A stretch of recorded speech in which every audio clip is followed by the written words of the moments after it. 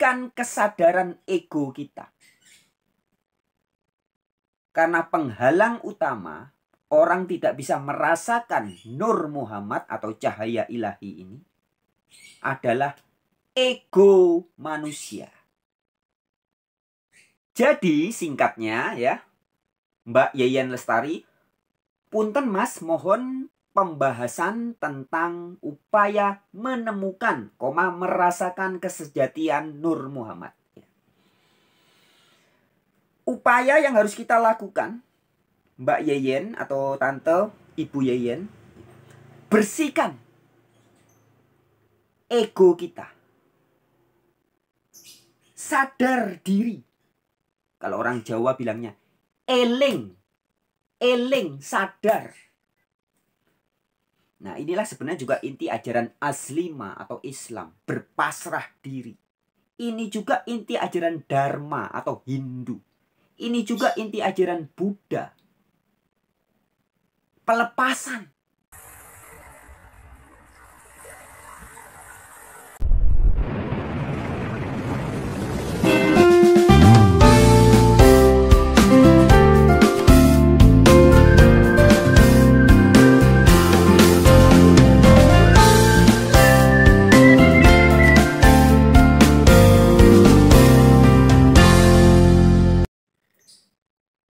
Hello everyone, anywhere, everywhere. Sahabat-sahabatku, jumpa lagi dalam channel Warta Kabar Baik. Terima kasih banyak ya buat teman-teman siapapun yang pay attention menyimak video-video di channel Warta Kabar Baik ini. Sobat-sobat, pada video kali ini saya akan menjawab salah satu pertanyaan yang bagus ya dari penanya yang menyimak video yang berjudul La ilaha illallah, bukan tidak ada Tuhan selain Allah. Ya. Jadi beberapa hari yang lalu, sekitar seminggu lebih mungkin ya. Ya sekitar 1 minggu yang lalu lah, saya sempat mengupload video tentang La ilaha illallah. Nah kemudian ada salah satu komentator atas nama Yeyen Lestari ini ya, bisa dilihat ya. Nah ini, Yeyen Lestari 5 hari yang lalu. 5 days ago ya, menanyakan, punten Mas, mohon pembahasan tentang upaya menemukan, merasakan kesejatian Nur Muhammad ya. Ini komentarnya. Kemudian saya sudah kasih tanda pin ya. Nah, terima kasih pertama-tama kita ucapkan kepada, ini kalau lihat namanya sepertinya ibu-ibu atau mbak ya, perempuan yang jelas ya. Mbak, tante atau ibu atau mak Yeyen Lestari, dimanapun Anda berada. Terima kasih banyak atas pertanyaan Anda. Oke, sekarang langsung akan saya jawab ya. Berdasarkan dari pengalaman pribadi. Ya, jadi yang saya sampaikan ini bukan katanya kitab suci ini, menurut pendeta itu, kata ustadz itu, bukan ya, tapi berdasarkan pengalaman pribadi saya sendiri. Dan apa yang saya alami secara pribadi itu, yang nanti akan saya sampaikan ini, ternyata tertulis juga di dalam kitab-kitab suci. Jadi bisa diverifikasi. Itu membuktikan bahwa kitab suci yang ditulis ratusan atau ribuan tahun yang lalu itu mengandung kebenaran. Seperti misalkan Laksana, ada suatu buku mengatakan sinar matahari itu hangat. Itu tulisan di satu kitab begitu. Tapi hari ini kita bisa verifikasi. Benar nggak sinar matahari itu hangat? Hangat dan panas. Benar nggak? Itu namanya bisa diverifikasi. Oke, langsung saya jawab ya. Mbak Yeyen Lestari atau ibu atau mak atau tante Yeyen Lestari yang menanyakan. Punten Mas, ini sepertinya orang Jawa ya. Mohon pembahasan tentang upaya menemukan atau merasakan kesejatian Nur Muhammad. Nah, pertama-tama sahabat-sahabatku, kita mau membahas Nur Muhammad, kita harus paham dulu makna atau istilah kata Nur Muhammad ini maksudnya apa sih? Nur Muhammad itu satu istilah bahasa Arab.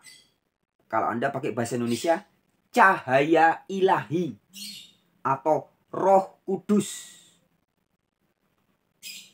Atau apa lagi? Anda bisa menyebutnya apapun. Mungkin orang bisu menyebutnya silahkan.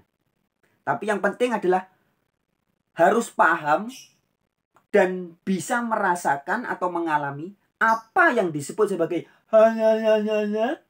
atau Roh Kudus itu, atau Roh Suci itu, atau cahaya ilahi itu, atau Nur Muhammad itu.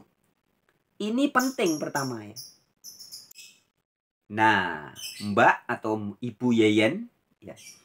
Nur Muhammad atau cahaya ilahi atau Roh Kudus ini, atau Atman, Roh Suci, terang suci ini, sebenarnya kalau di sini katakan upaya menemukan ya.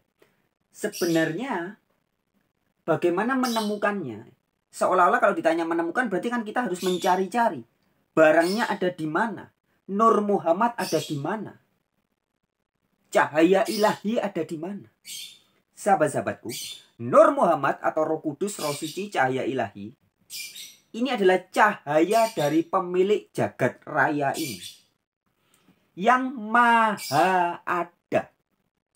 Selalu ada di mana-mana dan tidak pernah tidak ada.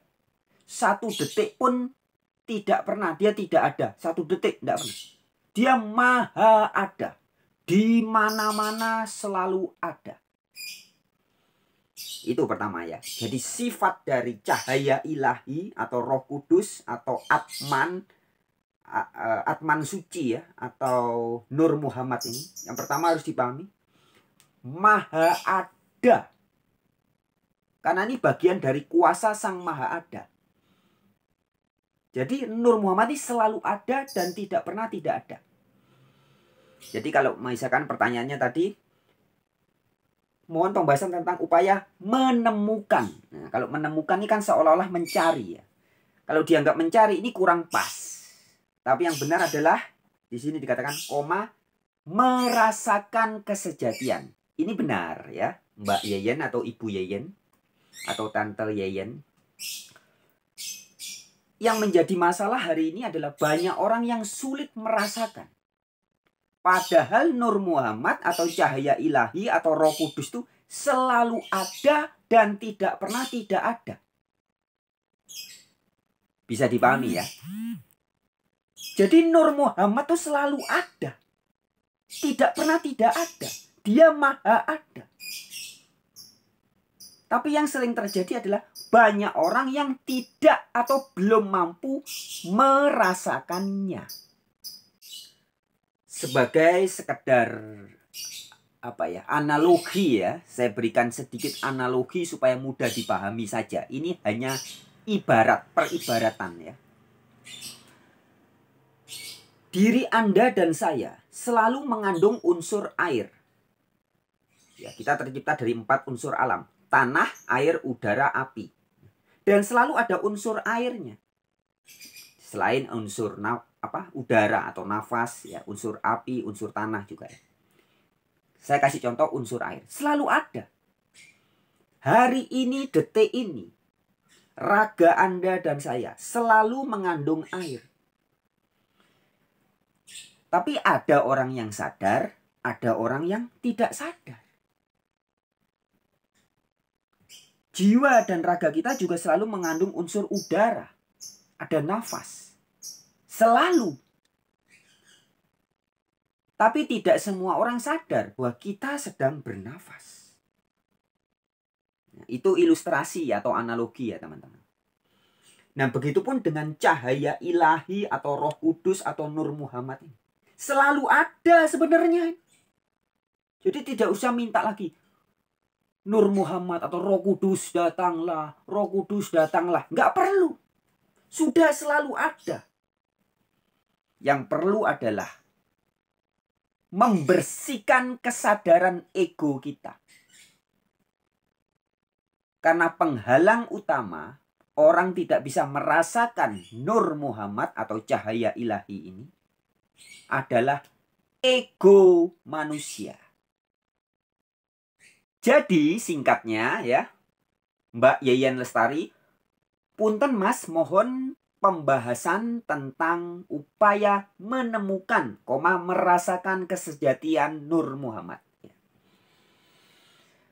Upaya yang harus kita lakukan, Mbak Yeyen atau Tante Ibu Yeyen, bersihkan ego kita. Sadar diri. Kalau orang Jawa bilangnya eling. Eling, sadar. Nah, inilah sebenarnya juga inti ajaran Aslima atau Islam, berpasrah diri. Ini juga inti ajaran Dharma atau Hindu. Ini juga inti ajaran Buddha. Pelepasan, melepaskan segala kepemilikan. Ini juga inti ajaran Yesus atau Kristen. Segala sesuatu harus dilepaskan, ditinggalkan, baru bisa jadi Kristen, kata Yesus. Ya, jadi lepaskan segala kepemilikan kita. Sadari, bagaimana bisa ini rambut ini milik saya? Lawung jumlahnya aja saya nggak pernah tahu. Saya dari bayi ngek sampai tua sekarang ini nggak pernah tahu jumlah rambut di atas kepala ini ada berapa. Jadi jelas ini bukan milik saya. Kulit di kepala saya, pori-porinya jumlahnya ada berapa, lubangnya ada berapa, saya nggak pernah tahu. Ini bukti nyata bukan milik saya. Dan sebagainya dan sebagainya. Mata, hidung, mulut, semua ya. Penis, vagina, jeroan, ginjal, usus, paru-paru, limpa, dan semua muanya ini. Sadari ini semua bukan milikku. Bagaimana mungkin ini milikku? Nafas saja, detak jantung dan nafas saja bukan milikku. Nah, ini harus sering disadari, sesering mungkin. Itu salah satu cara melepaskan ego. Sampai nanti suatu titik ketika kesadaran Anda selalu ingat semuanya ini innalillahi wa inna ilaihi rojiun. Semuanya milik Allah dan akan kembali kepada Allah. Dimat terus, kalau orang Jawa bilang dimat. Dimat itu dirasakan betul-betul. Rasakan nafas Anda bukan milik Anda. Semua-muanya bukan milik kita. Sampai pada satu titik nanti akan bias. Apa itu istilahnya? Saya sebutnya begitu. Bias. Akan ada sebuah kesadaran. Kalau orang itu nyebutnya Buddha. Ya, Buddha itu artinya pencerahan. Anda akan sadar. Allah itu begitu nyata. Kuasanya nyata. Nur Muhammad nyata. Cahaya ilahi nyata. Roh Kudus nyata. Terasa sungguhan. Tapi kalau egonya masih, aku memiliki nama baik. Aku punya harga diri. Aku punya anak. Aku punya suami. Aku punya istri. Aku punya jabatan. Aku punya bibit. Bebet.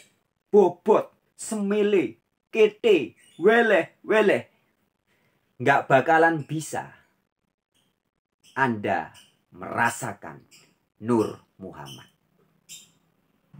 Oke, sekian dulu video kali ini. Sampai jumpa di video yang lain. Sekali lagi, thank you very much to Miss, nggak tahu ini Mbak atau Tante atau Ibu, Yeyen Lestari.